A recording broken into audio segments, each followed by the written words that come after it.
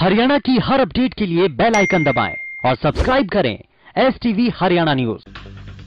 बड़ी खबर जिससे आपको रूबरू करा रहे हैं। टिकरी बॉर्डर पर हरियाणा के सिंगवाल गांव के किसान ने लगाई पंजाब के 2 किसानों के हृदय गति रुकने से मौत। तो खुदकुशी की है टिकरी बॉर्डर पर। आज 3 किसानों की मौत। हरियाणा के सिंगवाल गांव के किसान ने लगाई फांसी। पंजाब के 2 किसानों की हृदय गति रुकने से मौत।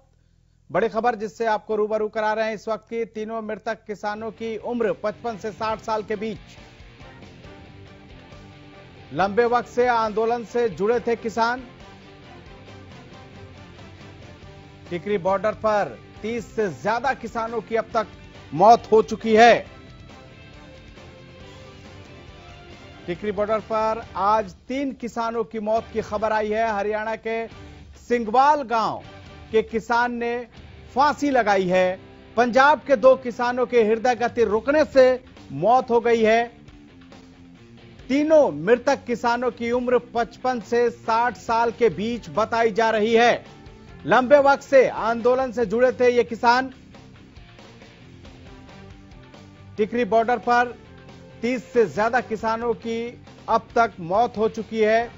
टिकरी बॉर्डर पर आज 3 और किसानों की मौत हुई है। तो बड़ी खबर जिससे आपको रूबरू करा रहे हैं। लगातार जो किसान हैं अपनी मांगों को लेकर धरने पर हैं और इस बीच कई किसानों की जान चली गई है, जिसमें आज टिकरी बॉर्डर पर 3 किसानों की मौत की खबर है। बताया जाता है कि जिन किसानों की मौत हुई है उनमें 55 से 60 साल के ये किसान बताए जा रहे हैं। लंबे वक्त से ये आंदोलन से जुड़े हुए थे और आज 1 किसान ने खुदकुशी की और 2 किसानों की मौत हार्ट अटैक से हुई है। बड़ी खबर टिकरी बॉर्डर से जिससे आपको रूबरू करा रहे हैं। इस वक्त की बड़ी खबर से आपको अवगत करा रहे हैं। हरियाणा के सिंगवाल गांव के किसान ने फांसी लगाई है। पंजाब के 2 किसानों की हार्ट अटैक से मौत हुई है। हृदय गति रुकने से मौत हुई है। तीनों मृतक किसानों की जो उम्र है वो बताई जा रही है 55 से 60 साल के बीच। लंबे वक्त से ये जो किसान थे जिनका निधन हुआ है वो आंदोलन से जुड़े हुए थे। टिकरी बॉर्डर पर बताया जा रहा है कि अब तक 30 से ज्यादा किसानों की मौत हो चुकी है। तो बड़ी खबर टिकरी बॉर्डर पर आज 3 किसानों की और जान चली गई। 3 किसानों ने अपनी जान गंवाई, जिसमें 1 किसान ने खुदकुशी की, जबकि 2 किसानों की मौत हृदय गति रुकने की वजह से हुई, यानी कि हार्ट अटैक से हुई है। बड़ी खबर जिससे आपको रूबरू करा रहे हैं।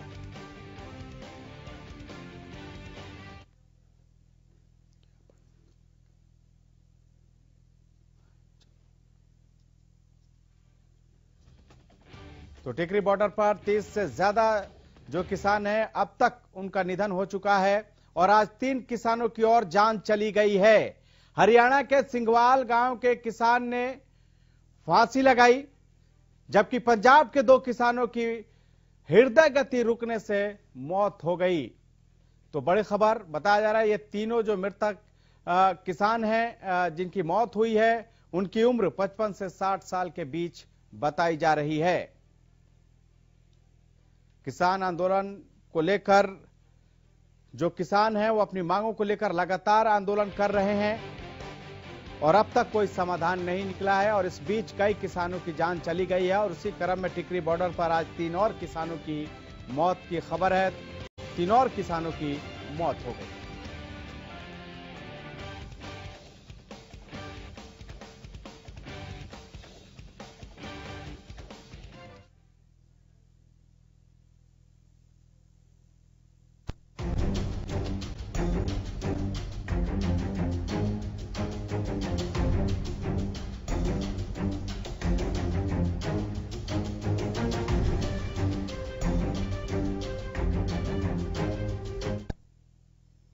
नमस्कार, हमारे खास कार्यक्रम महापंचायत से महाक्रांति में आपका स्वागत है। आपके साथ मैं हूं खालिद हसन। किसानों का आंदोलन दिन ब दिन तेज होता जा रहा है। सरकार भी पीछे हटने को तैयार नहीं है, किसान भी कदम पीछे खींचना नहीं चाहते। तो ऐसे में समाधान कैसे निकलेगा? शनिवार को चक्का जाम सफल बनाने के बाद आज किसान चरखी दादरी में महापंचायत करने वाले हैं, जिसमें राकेश टिकैत भी शामिल होंगे और आगे की रणनीति बनाई जाएगी। क्या महापंचायत से महाक्रांति लाई जाएगी? इस आंदोलन का अंत कब निकलेगा? सवाल कई है, लेकिन जवाब एक भी नहीं। इसी मुद्दे पर होगी आज चर्चा, लेकिन उससे पहले देखिए एक रिपोर्ट।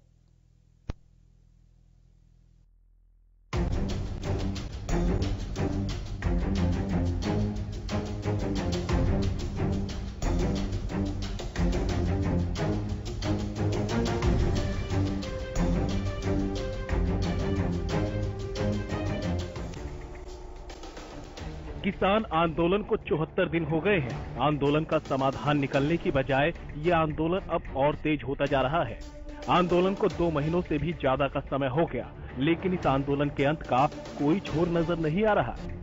शनिवार को किसानों ने शांति प्रिय देशव्यापी चक्का जाम किया।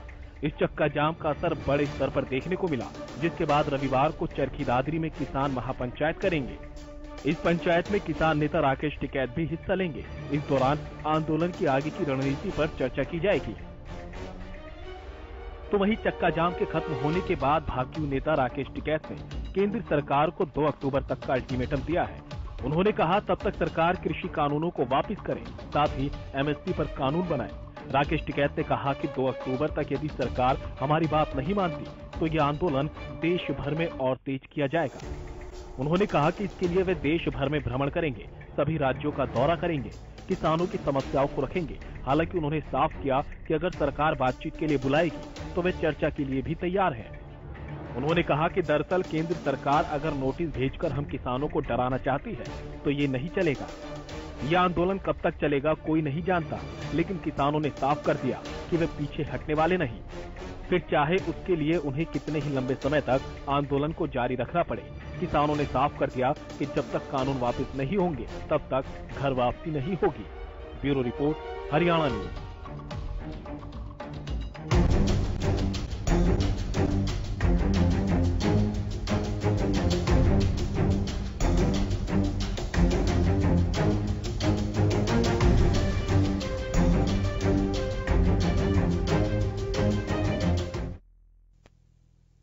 और भाकियू के प्रदेश सचिव दर्शन ढांडा इस पर ज्यादा चर्चा के लिए हमारे साथ जुड़ चुके हैं। दर्शन ढांडा जी, सबसे पहले सवाल यह है कि आज चरखी दादरी में किसानों की महापंचायत हो रही है। क्या इस महापंचायत से इस आंदोलन को नई धार दी जा सकती है? बिल्कुल बिल्कुल सर, और केवल इस एक महापंचायत से नहीं, अभी तो हिंदुस्तान के हर जगह पर, हर जिले में और हर क्षेत्र में बड़ी बड़ी महापंचायतें होंगी।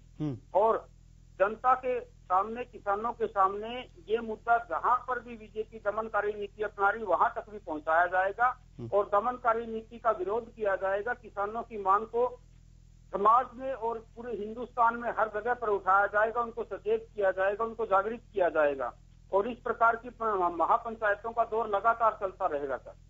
आज चरखी दादरी में 2 महापंचायत है, क्या रणनीति बनाई जाएगी इसमें? क्या कुछ इसके बारे में जानकारी देंगे? जी सर, संयुक्त किसान मोर्चा का जो अभी एजेंडा है वो ये है कि समाज के जितने भी हमारे किसान हैं, भाई हैं, सभी किसान भाइयों को महापंचायत के जरिए से एक मंच पर लगातार सरकार पर दबाव बनाने के लिए और सरकार को ये समझाने के लिए कि ये जो तीनों कानून हैं ये हमारे हित में नहीं है बल्कि अहित में है, आप इनको वापस लीजिए। और इस प्रकार की पंचायतें लगातार हम करते रहेंगे जब तक कि सरकार जाग नहीं जाएगी और इस महापंचायतों का दौर लगातार जारी रहेगा। महापंचायतों का दौर लगातार जारी रहेगा।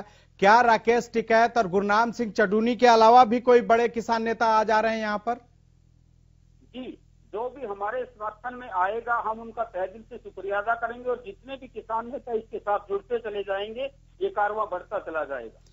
कारवां बढ़ता जाएगा दर्शन ढांडा जी। लेकिन जैसे जैसे ये आंदोलन जितना लंबा खींच रहा है, परेशानी किसानों की भी बढ़ती जा रही है। टिकरी बॉर्डर से आज सर खबर आई है, एक किसान ने वहां खुदकुशी की है और 2 किसान जो है वहां पर हार्ट अटैक की वजह से उनकी मौत हो गई, यानी कि हृदय गति रुकने से मौत हो गई है। आपको नहीं लगता कि इस मामले को जल्द सुलझाना चाहिए, ताकि ये आंदोलन जितना लंबा हो रहा है परेशानी बढ़ रही है, किसानों की जान भी जा रही है? ये सच बात है श्रीमान ये सच बात है भाई साहब, क्योंकि इस बात पे तो सरकार को सोचना चाहिए। और ये केवल दो नहीं, बहुत सारे लोग मर चुके हैं, बहुत सारे किसान मर चुके हैं आज तक, जिनकी गिनती भी आप अगर सही मायने में करें तो 200 के आसपास पहुंच चुकी है। तो इस बात पर सरकार को देखना चाहिए। कल्याणकारी राज्य की बात करते हैं, कल्याणकारी जो संविधान में बात कही गई है कि एक कल्याणकारी राज्य होगा भारत, तो उसके ऊपर सोचना चाहिए। किसान भाई कोई पराये नहीं है, एक ही हिंदुस्तान के हैं, अन्नदाता भी हैं और इस सरकार के भरोसे हैं और हमेशा से ही देश के लिए ये कार्य करते आए हैं अपना निस्वार्थ भाव से। तो आज सरकार को ये सोचना चाहिए कि इनकी लगातार जो मृत्यु हो रही है, जिस प्रकार से इनके परिवार बिखर रहे हैं, अपना काम छोड़े बैठे हैं, तो कम से कम समय में इसका समाधान करके किसानों का भला करना चाहिए। किसानों का भला करना चाहिए। लेकिन सवाल यह है कि जिस तरह से यह आंदोलन एक तो लंबा खींच रहा है, दूसरी तरफ जो किसान हैं वो अपनी मांगों पर अड़े हुए हैं, आखिर गतिरोध कहां बना हुआ है? सरकार आखिर क्यों नहीं बात मान पा रही है? कहां दिक्कत आ रही है? सर, अगर मेरी बात आपके मंच के माध्यम से प्रधानमंत्री मोदी जी तक पहुंचे तो मैं एक बात कहना चाहूंगा जी। मैं केवल इतना कहना चाहूंगा कि सरकार को अब भी ये लग रहा है कि अगर किसानों की बात को नहीं मानेंगे तो भी वो 2024 के चुनाव में जीत जाएंगे। 40-50 सीटें प्रभावित हो रही हैं। जिस दिन ये सोच जाएगा ना तो 1 मिनट नहीं लगाएंगे, ये 1 मिनट नहीं लगाएंगे, तीनों काले कानूनों को तुरंत प्रभाव से वापस ले लेंगे। मुख्य मुद्दा ये है कि सरकार को अब भी ये लग रहा है कि 2024 फिर भी जीत जाओगे, चाहे किसानों को किसी प्रकार से बदनाम करके, दमनकारी नीति अपनाकर या फिर इनको किसी भी प्रकार से प्रताड़ित करके या फिर उनको जैसे कि लंबे समय तक खींचकर और इनके साधन ही खत्म हो जाए या इनका हौसला ही टूट जाए या तरह तरह से जाति में बांटकर, धर्म में बांटकर या फिर इनको खालिस्तानी आतंकवादी कहकर या किसी भी प्रकार से बदनाम करके इस आंदोलन को खत्म किया जाए और तब भी तुम 2024 में जीत जाएंगे। लेकिन ये जो पहले तो 40 सीटें प्रभावित हो रही थी, अब कल जो हमारा सत्ता जाम हुआ उससे इनकी 50 सीटें प्रभावित हो रही है और आगे आने वाले समय में जब हम महापंचायतों का दौर ये जारी रखेंगे और किसान जागृत होता चला जाएगा तो इनको 100 सीटों से ज्यादा का जब नुकसान होगा ना तब ये अपने आप ही इन कानूनों को वापस लेने के लिए कह देंगे, 1 मिनट भी नहीं लगाएंगे। ठीक है। सत्यव्रत शास्त्री जी बीजेपी प्रवक्ता भी हमारे साथ जुड़ चुके हैं। सर, स्वागत है आपका। शास्त्री जी, आवाज मिल रही है?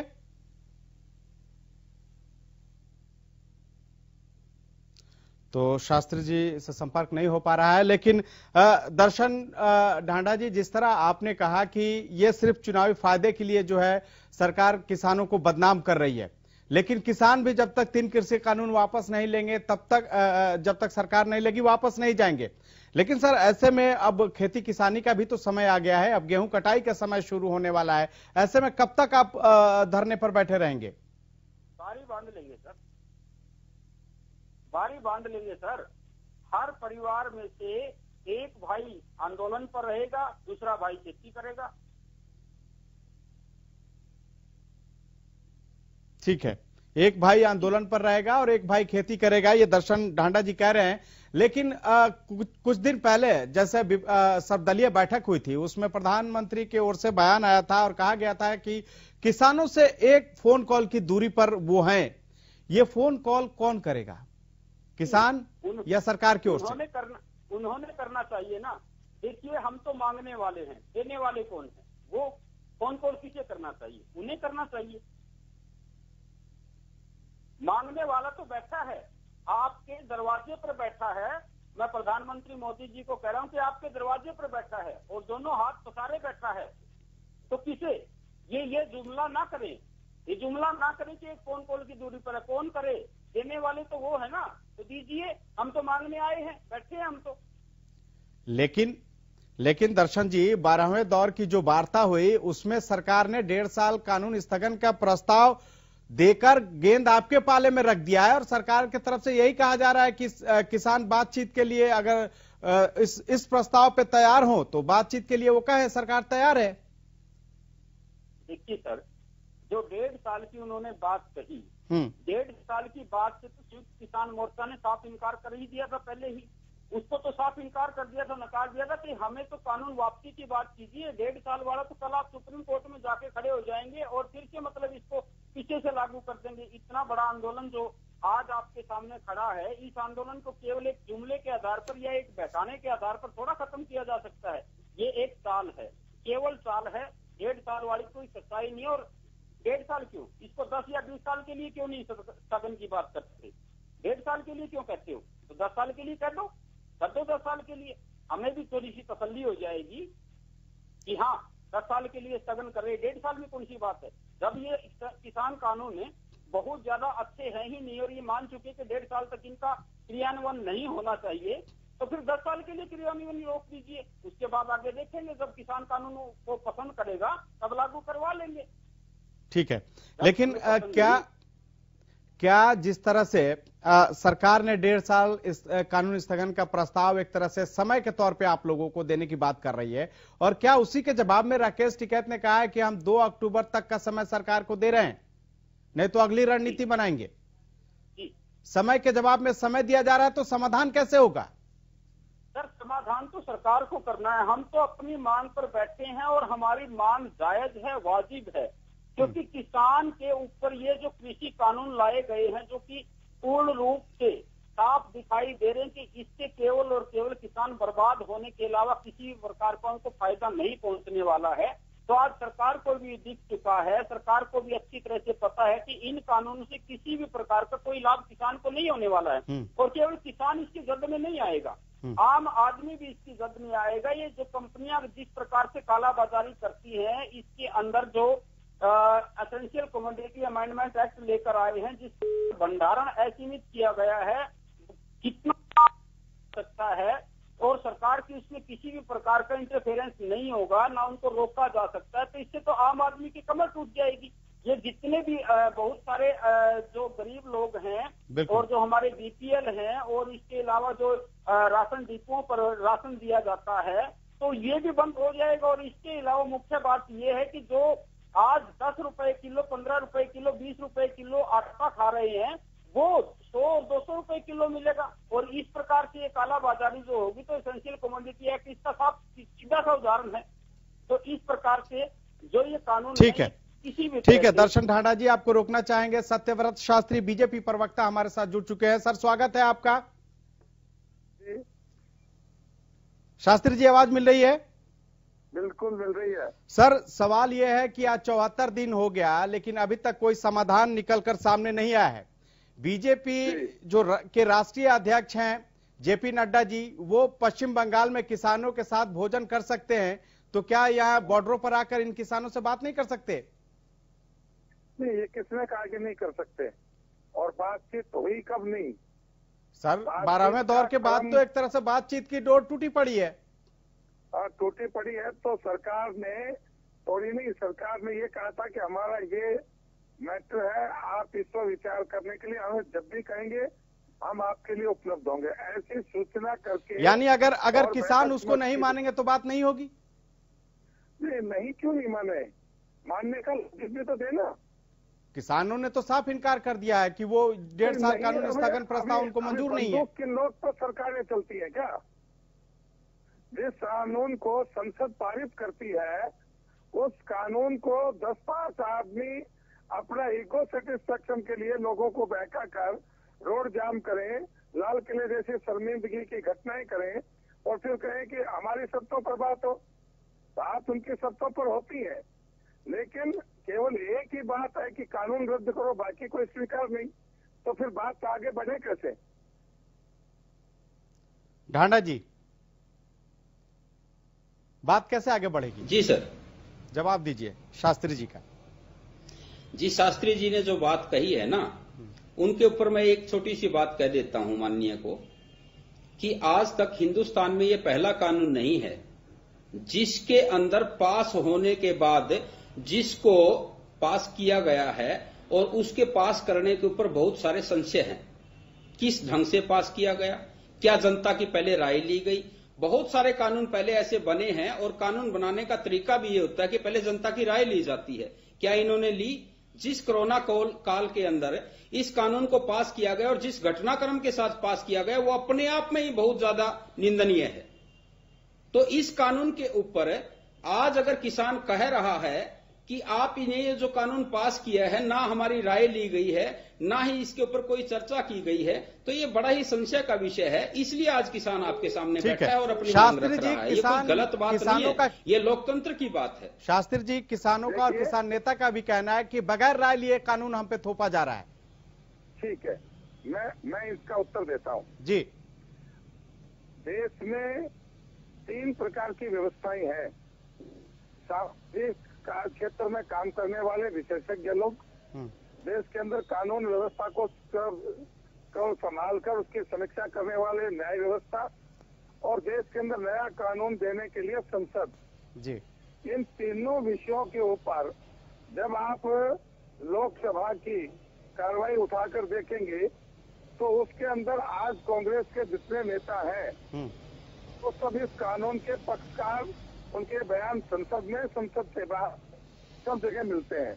दूसरी बात, जब सुप्रीम कोर्ट ने ये व्यवस्था दी कि हम इस कानून को सस्पेंड करते हैं अगले आदेश तक, आप उसके सामने बात करने के लिए आइए, उसके ऊपर कोई विचार नहीं, संसद की गरिमा का कोई विचार नहीं, अंधाधुंध प्रदर्शन करके नौजवानों को बरगलाकर जिस प्रकार से देश की अस्मिता के ऊपर चोट की गई और जिस प्रकार से कौन बरगला रहा है सर नौजवानों को? ये इतने लोग जो पहुंचे ये बरगला कर आए हैं, ये जो बॉर्डरों पर बैठे हैं बरगलाए हुए लोग हैं। आप ये बिल्कुल बरगला कर आए। कौन बरगला रहा है इनको? इनमें एक भी बात यदि कोई आदमी लॉजिकली कहता है, आखिर उसमें कानून में कमी नहीं है, लेकिन सरकार उन संशोधनों पर भी तैयार है जिसकी आप शंका जाहिर कर रहे हैं। उसके बाद ऐसी क्या जिद है, और जब ये के सूत्र मिल गए ठीक है तक के अधिवक्ता रमेश बावन भी हमारे साथ जुड़ गए हैं। शास्त्री जी आपको रोकना चाहेंगे। रमेश जी, उस घटना के ऊपर चर्चा करनी चाहिए। ठीक है कि जिस रमेश जी माफ कीजिएगा, कांग्रेस प्रवक्ता रमेश बामन हमारे साथ जुड़ चुके हैं। बामन जी, सवाल ये है कि जिस तरह से किसान भी कह रहे हैं कि बगैर उनसे राय लिए, बगैर उनसे पूछे ये कानून उन पर थोप दिया गया, उन्हें मंजूर नहीं है, क्या कांग्रेस भी यही बात मानती है? बिल्कुल जी, जब किसी की कोई कंसेंट नहीं ली, किसी से कोई डिस्कस नहीं किया और कृषि मंत्री तोमर जी झूठ बोलते हैं कि हमने सभी को ये सर्कुलेट किया कि हम ये बिल लेके आ रहे हैं, ऐसे नेता जो सरेआम झूठ बोलते हो, पब्लिक को गुमराह करते हो, तो उनको जनता को जवाब देना चाहिए करारा। तो जिस तरह की ये बातें करते हैं कि जी हमने तो पहले इनको सर्कुलेट किया था कि हम ये कानून लेके आ रहे हैं, तो इस तरह की झूठी बातें जिस देश का प्रधानमंत्री झूठ बोलता हो, जिसके नेता झूठ बोलते हो, तो लानत है उन पे ऊपर। दूसरा, जब किसान नहीं चाहते कि आप हमारे लिए कोई बिल लेके आए, तो प्रधानमंत्री जी इतनी हठधर्मी क्यों कर रहे हैं? इनको कैंसिल क्यों नहीं कर देते? क्यों देश को बर्बादी पर लेके जा रहे हैं? और अभी मैं आपको एक छोटा सा और उदाहरण देता हूं। पहले लोगों को फ्री नेट का लालच दिया, जियो के कनेक्शन लिए, और आज बीएसएनएल को प्रधानमंत्री जी बंद कराने की कगार पे ले आए हैं। लोगों को इतनी प्रॉब्लम है कि उनके टेलीफोन नहीं कनेक्ट हो रहे, उनको इंटरनेट बंद हो गए हैं। तो जो मोदी जी की नीयत है वो ये है कि हमारे 8-10 आदमियों को देश को बेच दिया जाए और हम गुलामी की तरफ जा रहे हैं। आज इन्होंने जुडिशरी को कैप्चर कर लिया, सुप्रीम कोर्ट के माननीय जज तक इनके अगेंस्ट फैसले नहीं कर रहे हैं। आज सारा समाज डरा हुआ है मोदी जी की कुनीतियों से। ठीक है, वक्त की कमी है, नहीं तो इस पे जरूर बीजेपी प्रवक्ता से रिएक्शन लेते। आप तमाम गेस्ट हमारे साथ जुड़े, इसके लिए आपका बहुत बहुत शुक्रिया। तो सवाल यही है कि 74 दिन बाद भी जिस तरह से किसानों का आंदोलन जारी है, उस पर ब्रेक कब लगेगा, कब उसका अंत होगा? क्योंकि एक तरफ से सरकार ने 1.5 साल तक कानून स्थगन का प्रस्ताव दिया है, जिसे किसानों को कतई मंजूर नहीं है। ऐसे में सवाल है कि आंदोलन और कितना लंबा खींचेगा, क्योंकि आज भी सिंघू बॉर्डर, माफ कीजिएगा, टिकरी बॉर्डर पर 3 किसानों ने जान गंवाई है। इस खास